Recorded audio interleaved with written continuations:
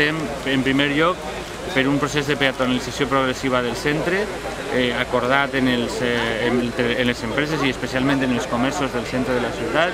Volem incrementar l'ús de la bicicleta i clarament en aquest sentit el que volem és ampliar les infraestructures dedicades al carril bici. Avui, que també és el Dia Internacional de la Família, declarat per la ONU, volia també citar el tema dels camins escolars. Es tracta de camins especialment senyalitzats, especialment adaptats en les zones per a on recorren principalment escolars i les seues famílies.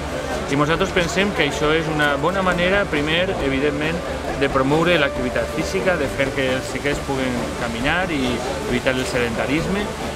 Pensem que, a més, és una bona manera d'identificar els problemes de seguretat que hi ha per als peatons i, per tant, millorar les zones peatonals.